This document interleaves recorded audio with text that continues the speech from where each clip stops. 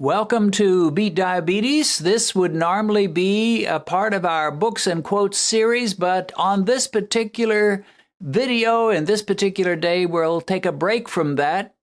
And I wanted to share a little bit further about what I posted recently where I talked about this secret key.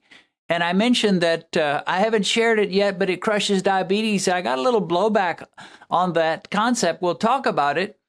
But first, let me just share one other thing. I did get somebody who said, I don't know why you deleted my comment. It was only meant to help, and the link is not anything from me, but from a certain doctor.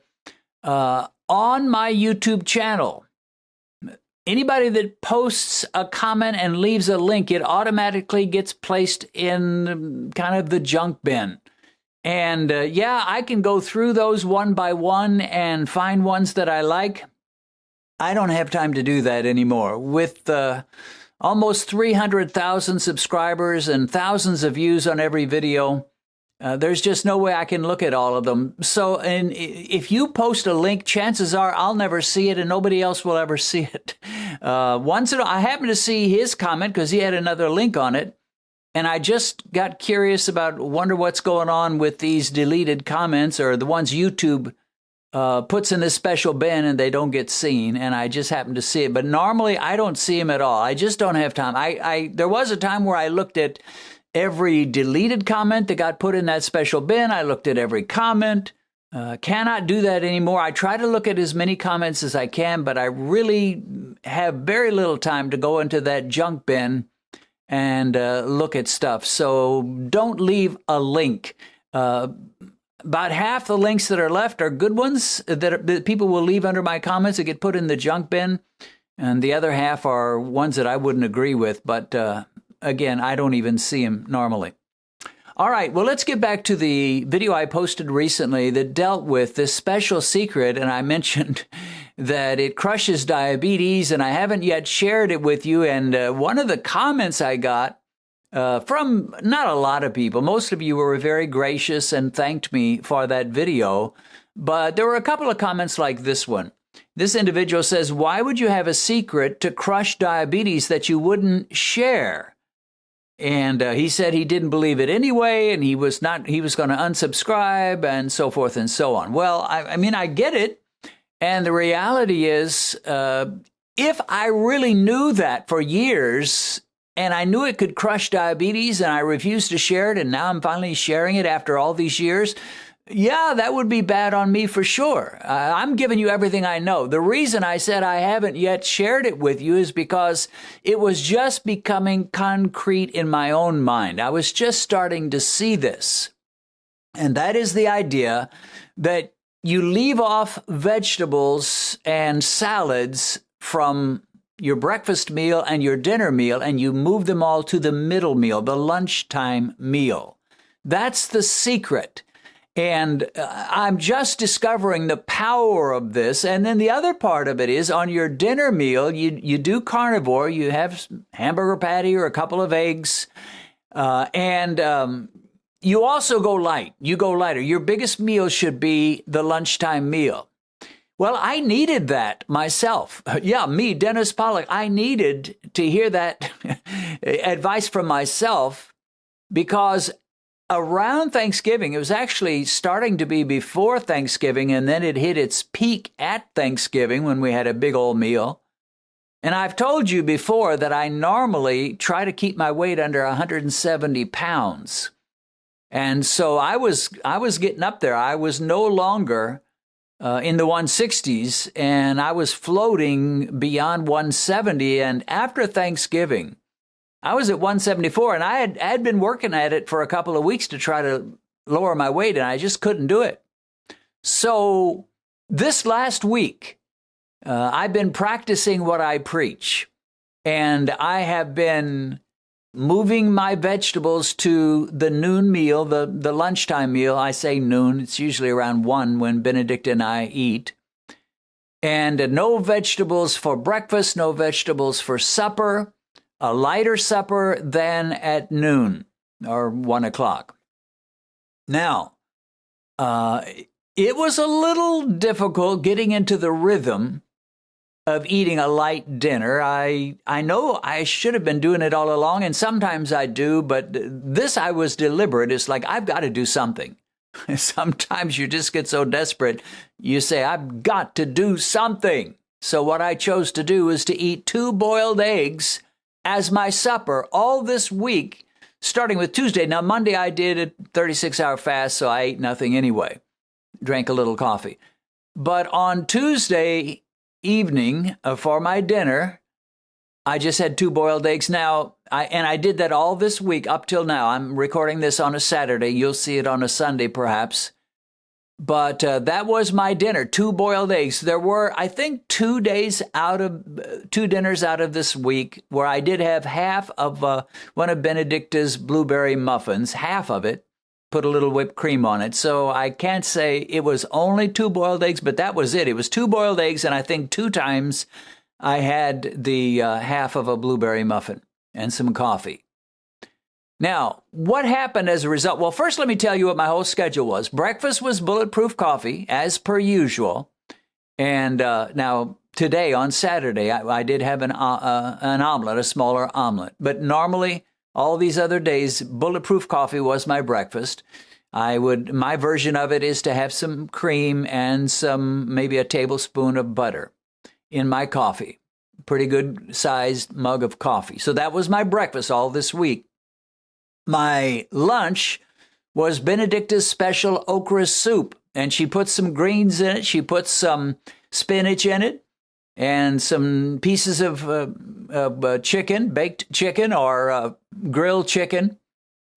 And she makes her soup. I think we've got a video on how to do that. It's a bit complicated, but you make a big pot of it, and then you can feed on that all weekend. That's what we did. I've been eating Benedicta's soup all week long, from Tuesday on to this very day.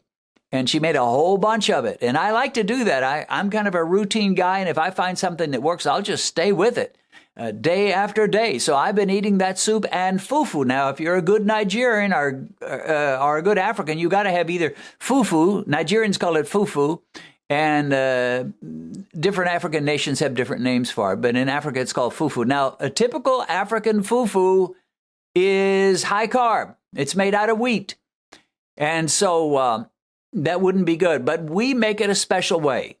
And so we use some coconut flour and some psyllium husk and golden flaxseed and a little bit of almond flour and mash it up with some water.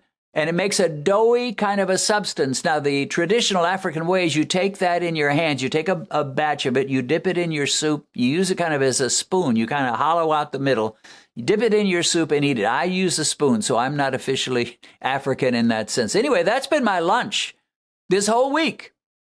And my supper's been those 2 boiled eggs. So how have I done? Well, this is the amazing thing. When I started this week, I was at around 174, 4 pounds over my target. I don't like that. 4 pounds over. So when I started, not good, 174. I knew I had to do something radical. Hence, 2 boiled eggs became my dinner every night. I had pretty much my normal soup and fufu for lunch, normal portion size, although I probably cut back on the fufu a bit. So, bulletproof coffee for breakfast, soup and fufu for lunch, and for my dinner meal, those 2 boiled eggs. What happened? Well, I started at 174, and get this, folks, this is exciting to me. Every day, I mean every single day this week, when I weighed myself in the morning, I weighed less than I had the day before. 170, I just worked my way down. It was about a pound every day. 174, 173, 172. And when I weighed this morning, it was 168. I broke through that 170 mark yesterday with a 169, and today it was 168. Yesterday, I got to think of, well, you know, my weight's doing a lot better. I'll bet you my morning fasting glucose is doing better. And lo and behold, yesterday I had an 84 as my morning glucose, milligrams per deciliter. This morning I had an 82, which is good for me. I don't always end up in the 80s. You may think, well, Dennis, you've got it down so perfectly. that you're always in the 80s. No, I'm not. I can be in the 90s. I can be in the upper 90s. Once in a while, I can even be over 100. Not too often. But 82, I'm happy with 82. If I could live out the rest of my years with an 82 in the morning, I would be a happy guy. So this idea of shoving your vegetables to the middle, having the middle of your day for your lunch meal, having a light dinner, boy, I'll tell you what, it's powerful. It has sure worked for me in terms of losing weight. Here I am in the 160s now. In terms of having a great morning glucose and general overall glucose, it has worked for me. So, again, when I've had a couple of criticisms, well, if you knew this secret, you were evil and horrible not to share it with us. The answer was I really didn't know it. The reason I can say I haven't shared it with you yet was because it hadn't congealed in my mind. I had sort of some ideas about it, but it hadn't really taken root until recently. And I began to see, have your bulletproof coffee in the morning. Be carnivore, light carnivore, not heavy carnivore, not eat like 4 hamburger patties and a couple of big cheese wedges. No, just light carnivore. And I'm not saying I'll eat 2 boiled eggs the rest of my life. I'll have some hamburger patties and other things. But I'll tell you what, for getting my weight down and getting my glucose in order, it has worked perfectly. So my question for you, if you are struggling with your weight, if you are struggling with your blood sugar and your fasting blood sugar, why don't you try it? If it works for you the way it did for me, you will be a very happy guy or gal. Probably most of you know my wife Benedicta, but few of you know the amazing paths God has led her to bring her to where she is today. Benedicta was orphaned at an early age and lived with an elderly stepmother growing to adolescence. They were so poor, Benedicta had to drop out of school and sell food door to door for them to survive. As a teen, Benedicta got a job as a housemaid, which developed into a nightmare. She was required to cook, clean, wash, take care of the children, and she had to get up at 4 a.m. every day just to get her work started. Worse than that, she was frequently beaten. At around 20, she moved to the huge city of Lagos where she started her own little business. Sometimes she prospered, but at other times she nearly starved and went days at a time without eating. At one point, she became so sick she passed out in her room and nearly died. She found herself outside of her body and she was able to see the splendors of heaven until she was sent back with a command to share her story. One day, however, her life changed when an American evangelist came to her community to preach. And of course, that was me. The rest, as they say, is history. Benedicta has shared her life story in a recently published autobiography, and you can get it on Amazon as either an ebook or a paperback. A link to this book on Amazon is in the description.